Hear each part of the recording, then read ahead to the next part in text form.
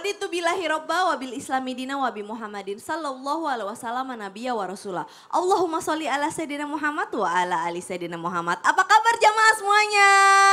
Nah, alhamdulillah baik. Berbicara tentang sesuatu nih Bu, kita kan yang tahu ya suami istri itu punya nafkah lahir dan batin. Tapi setelah kita diberikan nafkah batin dan suami memberikan nafkah batin. Kalau ibu-ibu atau adik-adik semuanya yang remaja gitu ya, ketika haid juga kan harus ada tata caranya kalau kita punya najis-najis besar nih Bu ya kan. Atau disebut sebagai najis besar kan kita harus membersihkan diri nih. Tata caranya tuh hadas besar. Hadas besar itu ada caranya loh untuk membersihkannya. Makanya tema kita pada pagi hari ini adalah kapan sih harus mandi wajib? Nah, Ustadz Maulana. Ini hal yang sangat penting. Kalau kita tidak bahas, bisa salatnya tidak sah. Nah, kadang-kadang Ustadz ketika kita pengen membersihkan hadas besar nih, ya kan? Kadang-kadang kita suka tunda-tunda. Ntar dulu dingin ntar dulu boleh atau enggak sih? Ntar dulu boleh beli sampo. Nah, dan tata caranya laki-laki dan perempuan sama atau berbeda? Mohon tausiahnya. Baik. Bismillahirrahmanirrahim. Assalamualaikum warahmatullahi wabarakatuh. Waalaikumsalam warahmatullahi wabarakatuh. Jamaah. Oh jamaah. Alhamdulillah. Ada pertanyaan menarik.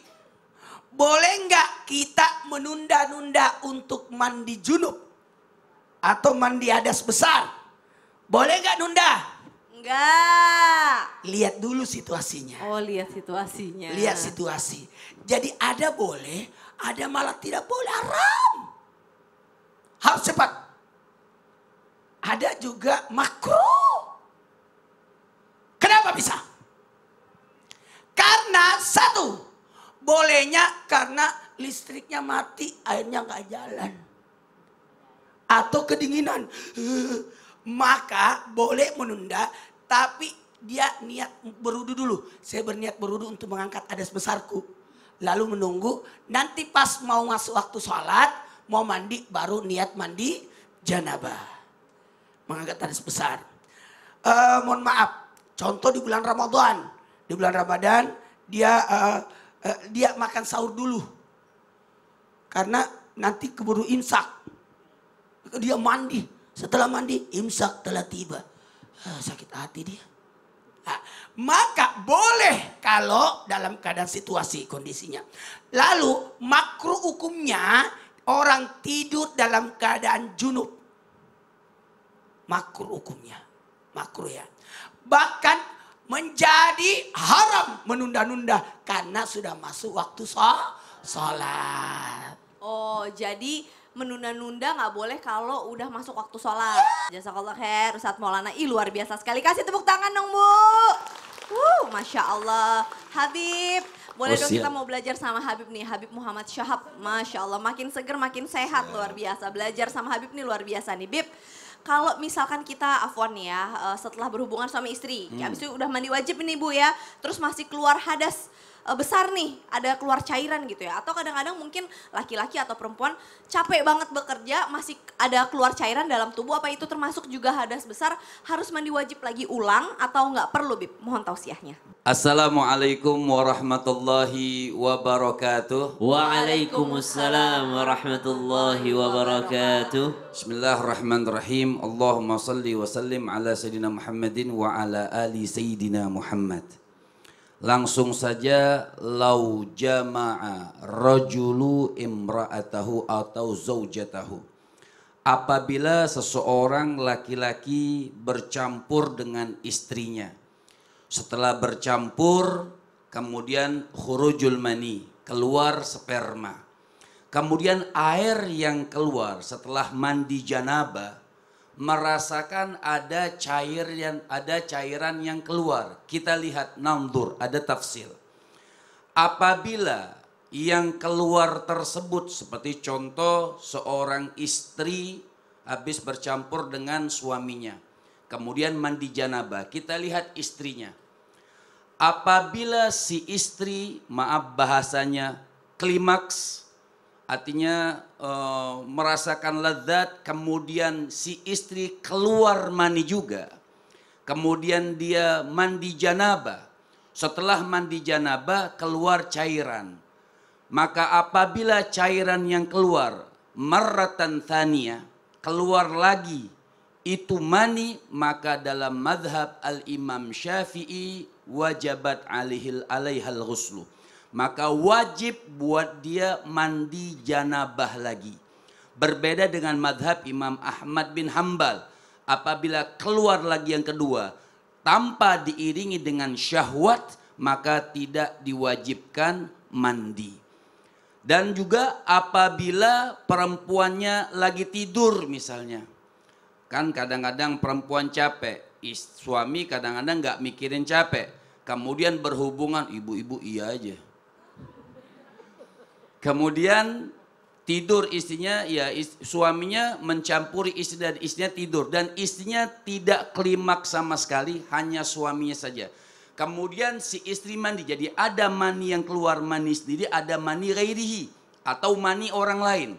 Kemudian setelah si istri mandi, setelah selesai mandi janabah, maka keluar lagi cairan atau air mani. Yang dipastikan itu mani suaminya yang keluar, karena dia tidak merasakan kelezatan pada saat itu atau tidak keluar mani sama sekali ketika berhubungan.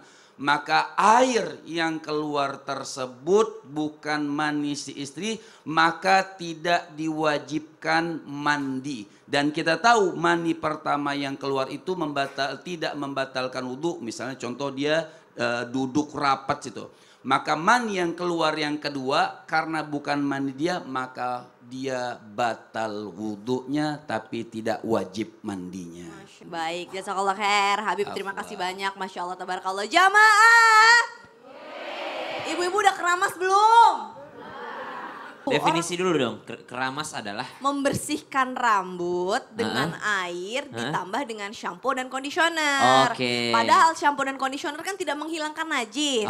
Tapi kesannya, abis keramas ya. Kesannya kalau habis keramas tuh kayak habis hubungan suami istri gitu. Nah, kenapa sih kalau misalkan mandi wajib itu identik dengan keramas ya? Padahal kan keramas pakai sampo kan bukan yang menghilangkan najis kan. Jadi sebenarnya tuh tata caranya seperti apa sih untuk menghilangkan hadas besar ini? Baik. Mohon tausiahnya. Bismillahirrahmanirrahim. Tabi guru-guruku Muhammad Ustaz Maulana, jamaah di studio, jamaah di rumah, kita buka dulu Al-Quran surah An-Nisa ayat 43.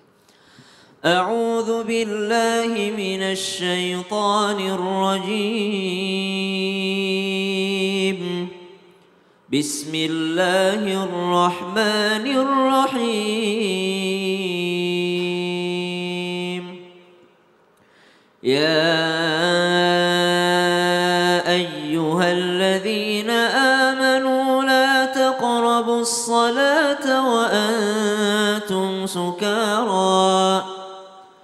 لا تقربوا الصلاة وأنتم سكارى حتى تعلموا ما تقولون ولا جنبا إلا عابري سبيل حتى تغتسلوا وإن كنتم مرضى سفر أو جاء أحد منكم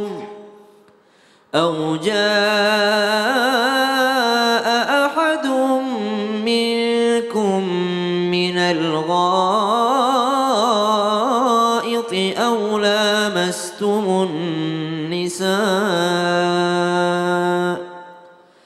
فلم تجدوا ماء